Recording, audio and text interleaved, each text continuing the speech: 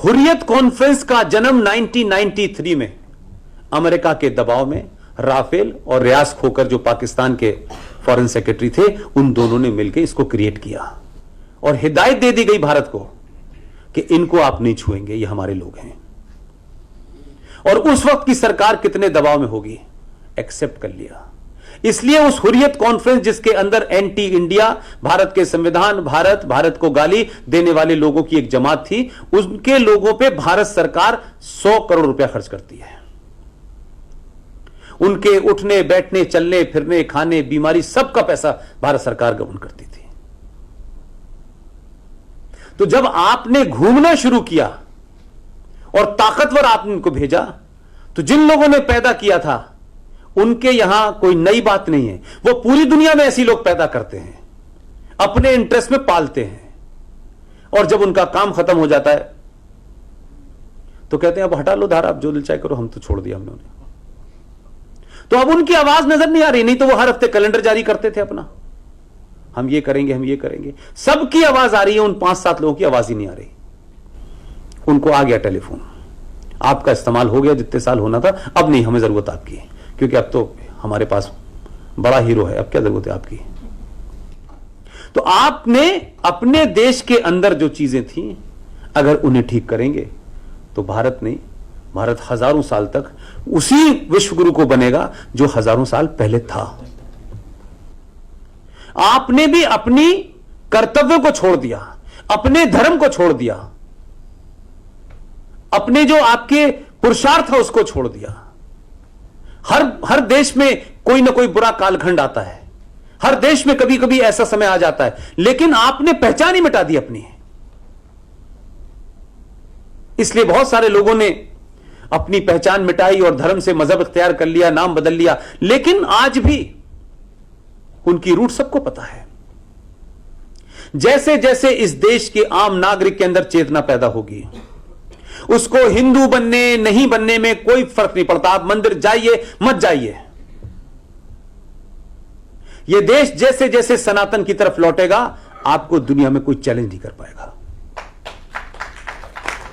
लेकिन हम क्या करना चाहते हैं, हम खुद तो ना हिंदू बनना चाहते हैं, न सनातन की तरफ लौटना चाहते हैं, न अपनी जिम्मेदारी, न समाज के प्रति जो हमारी जिम्मेदारी है, जो इस कायनात और ब्रह्मांड के प्रति हमारी जिम्मेदारी है। हम तमाम उन मूल्यों को भूलने के बाद ये कहते हैं हिंदू राष्ट्र बना देना चाहिए।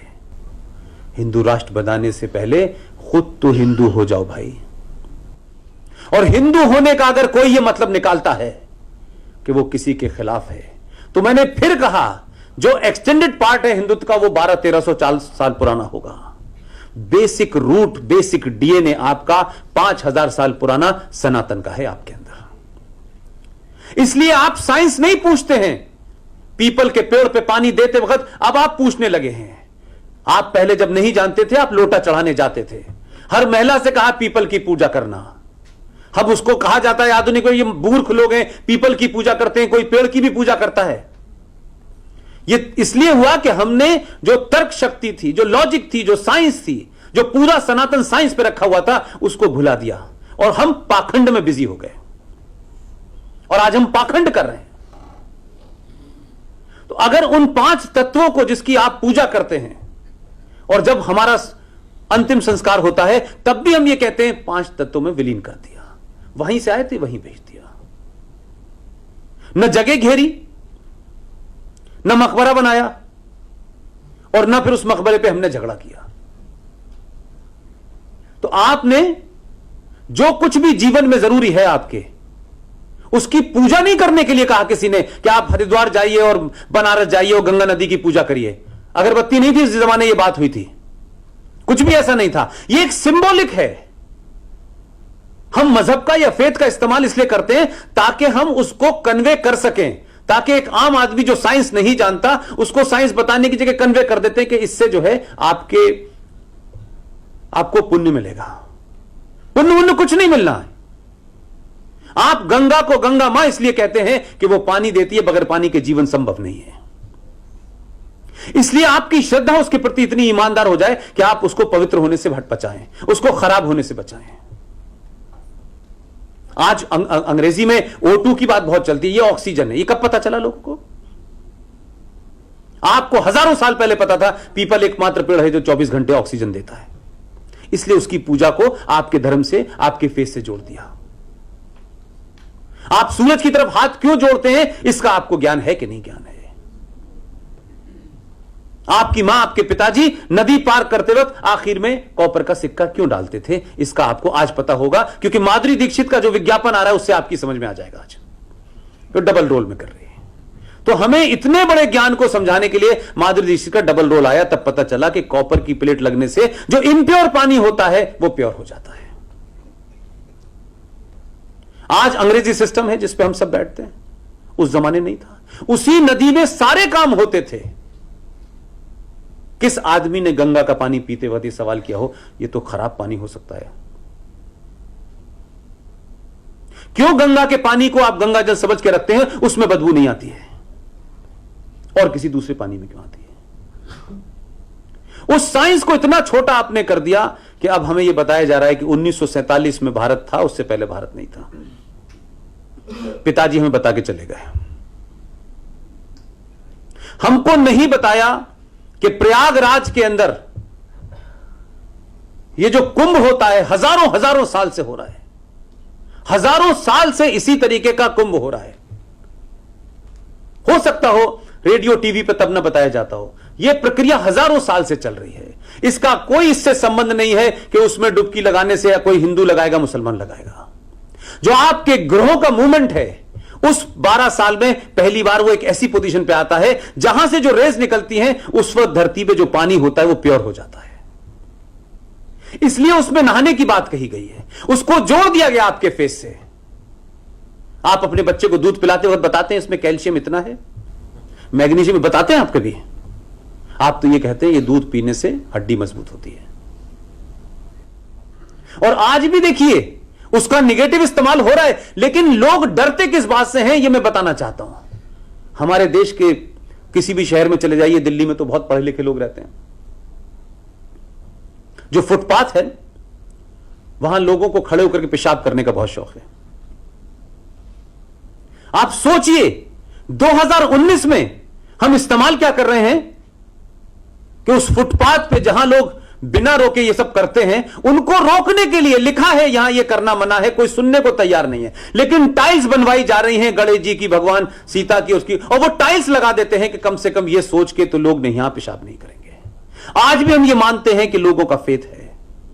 अब 50 साल बाद इस पर रिसर्च हो तो कोई कहेगा यार इसका इससे क्या संबंध है, क्योंकि हम फेथ से डरते हैं। हम मानते हैं कि कोई अदर शक्ति है जो हमें दुख दे सकती है, उससे करने से बचते हैं। वो डराया इसलिए नहीं जाता, इसलिए कि आप सही रास्ते पे रहें। आपने मान लिया कि यही सच है और कुछ सच नहीं है। आप वापस लौटिए। किसी ने नहीं कहा है कि आप बैलगाड़ी पे चलिए, किसी ने नहीं कहा है। जो पूरी दुनिया में आपके बारे में कह रहे हैं कि ये 21वीं सदी आपकी होगी, 21वीं सदी भारत की होगी, वो मूर्ख नहीं है। वो आपको 1947 से नहीं जानते भाई। उनको तो पता है ना कि यही का ज्ञान चुरा के ले गए और अंग्रेजी में वापस हो रहा है, और वो हमसे कहते हैं ऑर्गेनिक फूड खाना चाहिए भारतवासियों को। वो हमें बता रहे हैं। तो वो पहले यूरिया डालना बता गए, हमें खत्म करके चले गए, और आज हमको दोबारा अंग्रेजी में ट्रांसलेट करके ज्ञान दे रहे हैं। और अभी भी उनके पास पूरा ज्ञान नहीं है। अभी भी आपके पास ज्ञान का भंडार है। इतनी रिसर्च हो रही है, कुछ थोड़ी रिसर्च इस पे भी करें, और जैसे जैसे रिसर्च होके बाहर आ रही है तब लोगों को पता चल रहा है। और जितनी तेजी से पता चलेगा तो आपकी राजनीति भी सुधर जाएगी, समाज भी सुधर जाएगा।